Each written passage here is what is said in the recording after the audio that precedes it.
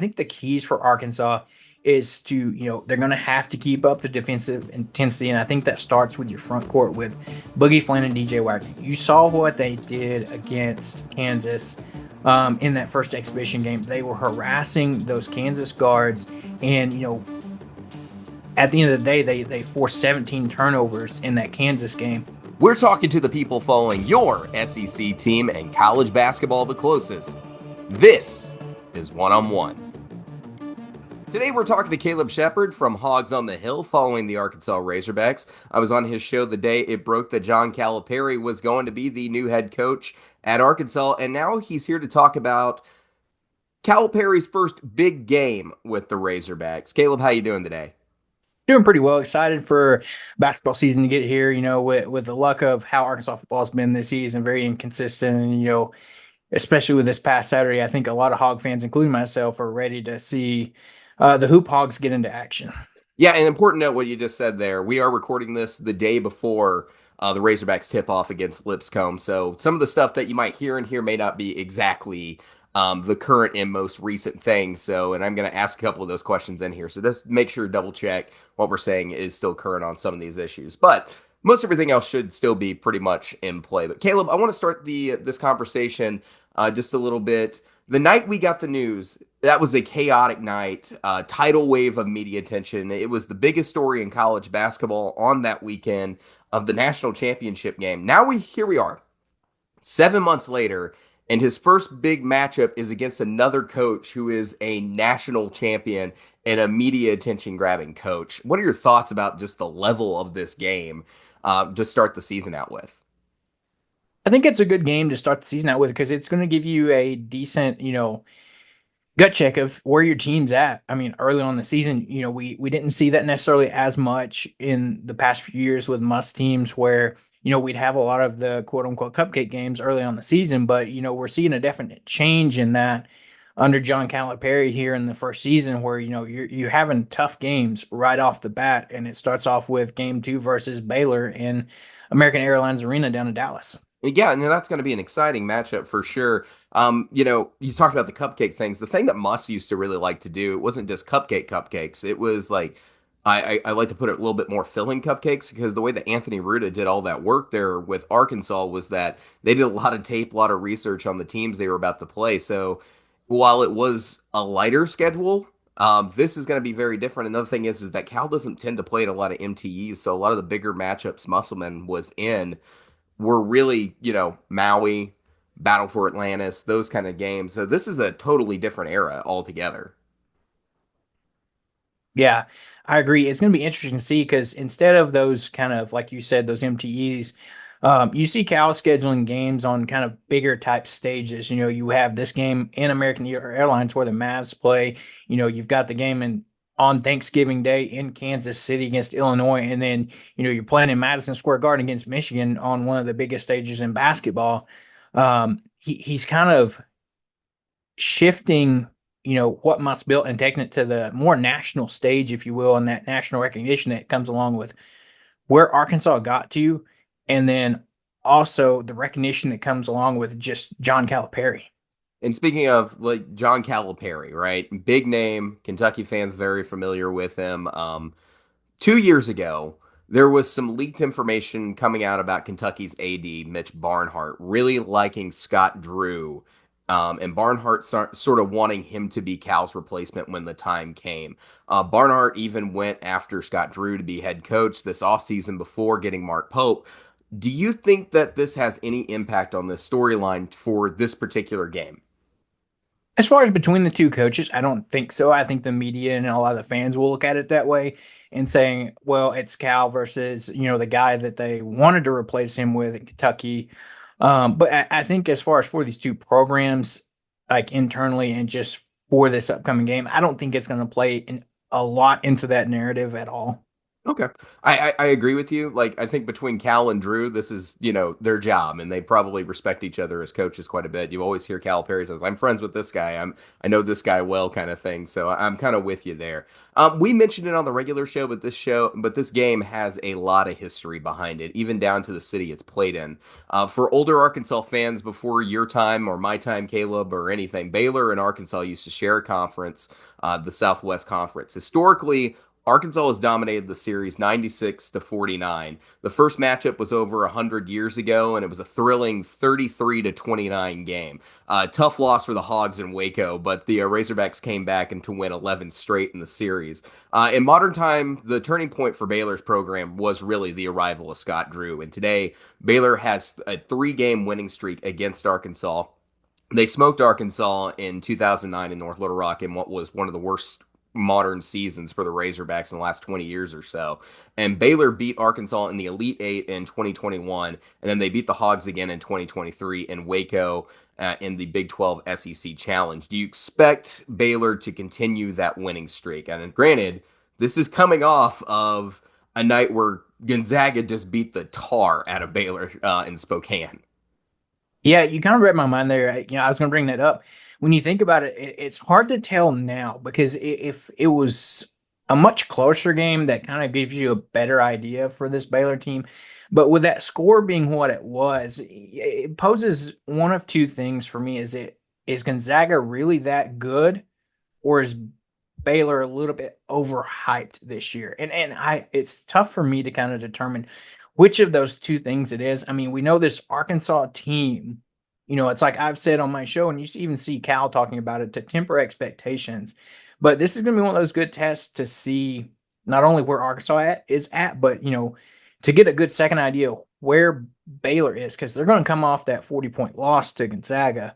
And then you have Arkansas coming off, an exhibition game where they beat the, preseason number one Kansas, who was, down a few players. You go to Fort Worth and, lose a close one to TCU. Um, and so I think the big thing is going to be looking at Arkansas's first game tomorrow, see what that looks like. Do you get a guy like Jonas Aidoo back that missed both preseason games and a lot of the actual offseason that Cal's mentioned? Um, I would like to say Arkansas comes in and surprises a lot of people with, this team that Cal's assembled in this short span since he's been here. But at this point right now, I think it could be a toss up. I would say that that's kind of the feeling right now. I'm waiting for a response at this point because Scott Drew did not shy away from competition here in the first week of the season, planning a trip to Gonzaga, and then planning a trip now to Dallas to face Arkansas. You were talking about one of the on the court things that we're going to talk about here in a minute, and Jonas Aidoo, and the exact situation with him, but. I would say another area to kind of look more into is also where this game is played. Dallas was the site where the old Southwest Conference tournament used to be held. Plus, I lived in Dallas. I used to see Razorback decals all the time on cars going down the road there. I remember years ago, Texas didn't want to play Arkansas in Dallas because they were saying it would basically be a home game for Arkansas. Dallas isn't Longhorns country. It's not any college team's country, really. There are a huge variety of fans in the area. What do you expect out of this crowd in the American Airlines Center? I think it's going to be a fantastic crowd. You have a lot of Arkansas, the student population that's from the Dallas area to begin with. And then not to mention, all the kids that go back home after attending the university and graduating and, taking jobs in the Dallas area. And not to mention with the excitement around the program this year and Coach Cal, I think Arkansas fans are going to travel well. And I think, it's going to be a great turnout, at least for Arkansas fans. And I'm sure Baylor fans are going to travel just as much to see, can that team bounce back? And it's going to be, an all-star matchup. I mean, it's almost to the level of, you had Cal versus Self in the exhibition game. Well, now you got Cal versus Drew, two national championship winning coaches, like you mentioned in the beginning. So, I mean, I wouldn't be surprised to see this arena, filled up pretty well. Well, you said all star in there, and let's face it, this is all star coaches, an all star venue, a tenured all-star. I'll make it that way. Long-term rivalry or a long-term series that's been played. Let's talk about some of this all-star talent that's on in between these two teams. There's going to be NBA talent all over this floor in this game. There are 5 players in the top 30 recruits in the freshman class for this season and 6 in the top 75. What are you expecting out of these Arkansas freshmen in this game from what you've seen so far? Yeah, so these Arkansas freshmen, you got Boogie Fland, Karter Knox, and Billy Richmond. Three guys that Cal was able to flip from Kentucky. And I think when you're looking at it based off of just the first few games, these two exhibition games, I think you're probably going to see more from Boogie Fland right off, especially in the beginning and early part of the season. But don't be surprised to see, down the stretch, Karter Knox really step up and dive into playing a lot of minutes, especially with the praise that, Cal had about him. He spoke about him at media days and talked about how, he coached his brother at Kentucky, and his brother was a ninth overall pick in the NBA draft. And he said that Karter looks like he could be better, and that he's really changed his body type and, you know, his conditioning over the offseason. And I think once he starts to pick up the speed of the college game, you might see him contributing more. And same for Billy Richmond. This team is not that deep. So, these freshmen are going to have to play early. And, it may be for some of these guys trial by fire, if you will. They're highly recruited, and it's time to, show why you're recruited that way. And Boogie Fland did that in exhibition game against Kansas. I mean, yeah, they were missing a couple players, but he came out and if you didn't tell me he was a freshman, I would have said he'd been playing college basketball 2 or 3 seasons already. Yeah, no, Boogie Flame was absolutely electric, and then I really like the high intensity and athleticism of Billy Richmond as well. I'm waiting for his game to come along here as the course of the season goes on for him. For Baylor, like let's introduce some Razorback fans to some of this talent here. You got VJ Edgecome, who's the big talking point there down in Baylor, 5-star, top 5 incoming freshman this season nationally. Athletic scorer on the wing with developing guard skills. He's a terror in transition. He can rise up from some highlight type real finishes that very few players can make. He absolutely turned a poster in the other night there in garbage time against Gonzaga. The game was already lost, but I mean, it is a full body blow dunk that he delivered. He's a big time NBA lottery pick potential player, and he's a Jerry West Award watch list player. Then you got Rob Wright, best true point guard in this class according to 24/7, has the winning characteristic that's not really measurable, but you know it when you kind of see it kind of attitude. Great feel for the game, solid passer, and he has some catch and shoot ability as well. And then you got Jason Asmoda. I don't know how much we'll see him. Versatile, athletic big wing who can score for the rock and contributes on all aspects of the game. Lots of flashes of his ability to create his own offense, and he's good shooting. He's got a good shooting ability from 3. So there's 3 really exciting prospects on Baylor's end too. If you're an NBA scout, I mean, you got to be looking forward to this game. 100%. I think it's going to be, like we mentioned, all star is the word for this game, because it's like you have all these recruits and true freshmen, not to mention recruits, the number of recruits that are probably going to be at this game as well on both sides, seeing, Baylor and Arkansas. And then, I mean, it's like you said, if I wouldn't be surprised if there wasn't a scout from most every NBA team at this game. I wouldn't doubt it at all. I would not doubt that. Not there is not a doubt in my mind there'll be an NBA scout right out there taking some notes. But you're right, there's going to be a high impact in recruiting as well. This game's in Dallas. That has been a hotbed for Arkansas to recruit out of. You think of here in recent times, Jordan Walsh and Anthony Black coming out of the DFW area. Some really good players coming out of Arkansas in the Dallas metropolitan area here for a while, but that's not the only talent that's on this team. It's not just freshman talent. We got 2 top 25 transfer classes also playing in this game. Arkansas had the number 1 transfer class in the country. This game features 4 of the top 10 transfers in the country this season, according to On3. Caleb, Jonas Aidoo, and Johnell Davis are 2 of the best. Davis is the number 1 transfer. Aidoo is the number 10. What are you expecting out of these guys? And what's kind of the latest you've heard on the injury situation with Jonas Aidoo? He's been out for both the exhibition games. Yeah, let's start with Jonas Aidoo. So it came out today, and I believe it was Chuck Wright that you had the press conference today for Arkansas was talking about it, and they asked him specifically about Jonas Aidoo, And he said it's one of those things. The team and the medical staff are kind of just evaluating it and taking it day by day, and they're going to see where he's at, early tomorrow morning, and we'll kind of probably get a designation from there whether we see him in this game. As far as Nelly Davis, he, coming out of FAU, I think a lot of people were surprised he didn't follow his coach to Michigan, but Arkansas ended up with him. I think he's a guy that's going to be able to provide a lot of experience on this team, just from seeing the exhibition games. I like how, he brings that defensive intensity very much on the side of communication. You see him kind of communicating with his teammates, yelling, on that defensive side of the ball. And I think it's just a matter of time before he gets his offense going. We haven't seen too much out of him so far.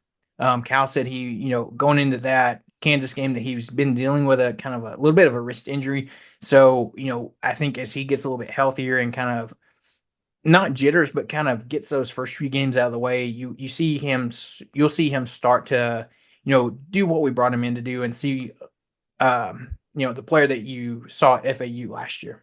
Yeah, I would think that sometimes also just outside the injury too, it can take a moment for transfers to kind of click into a new roster. I mean, it happens all the time. We've seen transfers, kind of start slow and then build a ton of momentum as it goes on. You also see some of the shoot right out of the gun, and just, make highlight reel instantly on the court. But it could take a minute to build chemistry, build those relationships with other players, understand what everybody's doing on the court. So it's not surprising to me that Nelly Davis had a little bit of a Johnell Davis had a little bit of a not great exhibition game. I thought he played better in the TCU game than he did in the Kansas game for sure. And if that's overcoming injury or mixing in or a combination of both.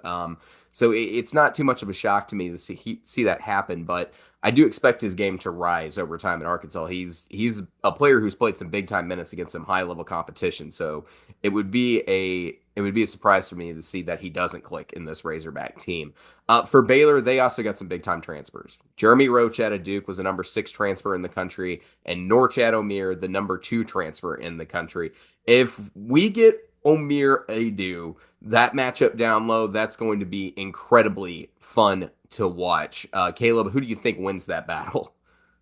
Yeah, I think a lot of it depends on you know, health for Jonas Aidoo. I wouldn't be surprised for them precautionarily just to hold him out of this first game tomorrow against Lipscomb, just to make sure he has the chance to get fully, as healthy as he can for this big time matchup against Baylor and especially against Norchad.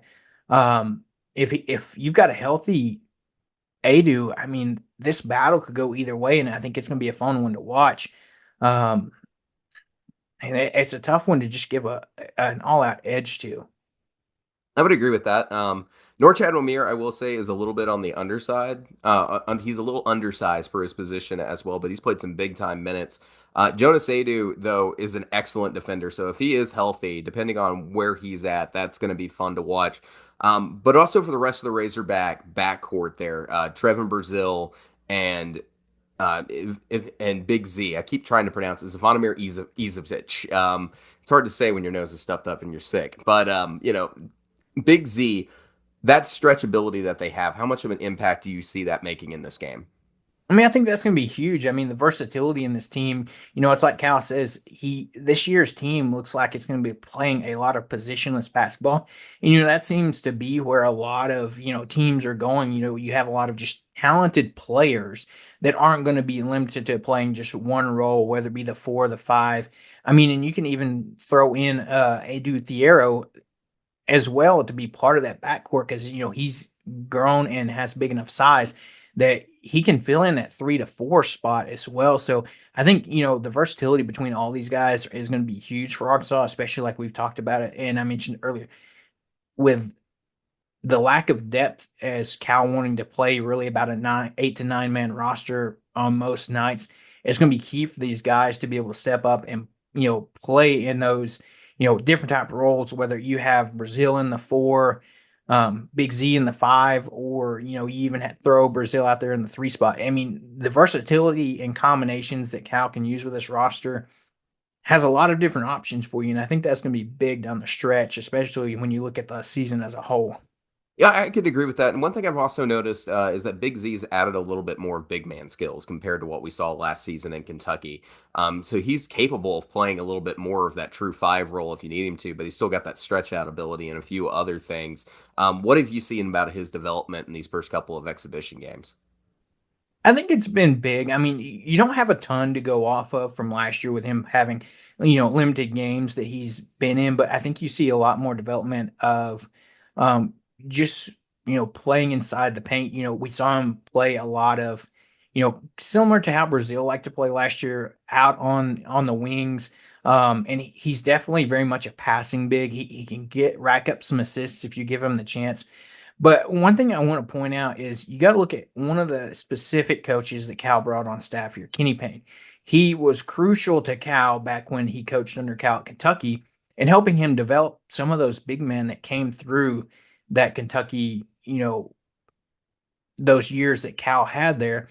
And so I think that's big for him to come in and help coach up Big Z, and, just kind of he's very raw and just to help refine some of those skills. And I think you'll see him get better as the season goes because there's going to be tape out there they can watch and look through things. And I'm excited to see where he continues to develop.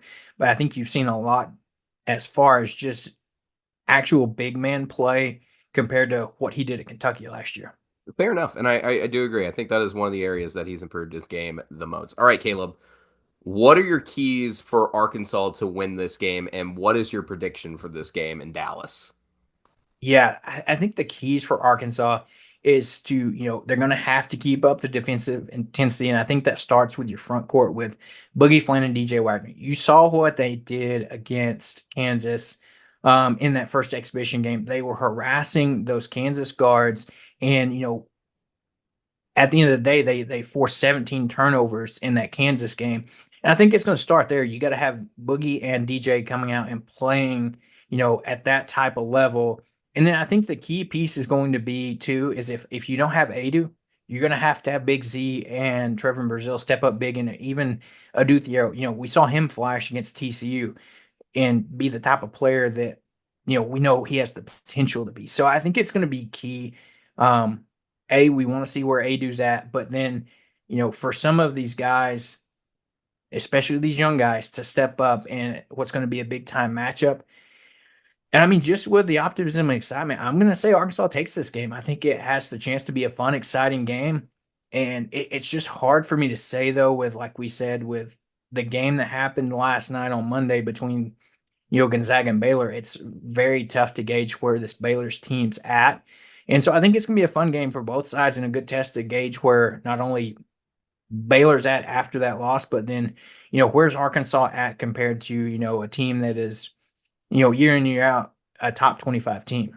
Well, I have been seriously outvoted so far by you and Maddie. I took Baylor in this game, but Monday was definitely a wow. I did not expect that result. Expected to be much closer than that on that game, but that's going to be this Arkansas Baylor game is going to be certainly fun to watch for sure. And I want to hit it up just a little bit. Aidoo Thiero is for sure we saw him play when Kentucky didn't have Aaron Bradshaw or Trey Mitchell? Trey Mitchell for Kentucky last season. We saw him play the five against Hunter Dickinson, and he guarded well with nothing but pure athleticism and his ability he's got guard skills in a big man's body. Is the best way to in a power forward's body is the best way to describe Aidoo Thiero because he grew up so late. So he had guard skills developed for a while. So that is always an option when you have someone that athletic on your team. So he's an exciting prospect, and probably the way that he mixes into this game will be very interesting for the way that Arkansas plays. Caleb, I want to thank you so much for coming on here and talking to this game with us. Where can Arkansas fans find your show at? Yeah, so across Facebook, YouTube, Twitter, we go live every Wednesday and every Sunday. Hugs on the Hill. You can just do a simple search for that. We're on Facebook, YouTube, Instagram, X, Twitter, whatever you want to call it. We're on across all the platforms, Spotify as well. Just search Hogs on the Hill and you should find us. All right, Caleb, thank you so much. He's been on the show a few times. If you haven't found a show yet, it's obviously because you're a new new listener here of the show. But if you have not already, please like and subscribe to the Hoop Southbound Show. We greatly appreciate it. Please go and subscribe to Caleb's show. He's got great content over there for you guys as well. But until next time, we'll see you soon.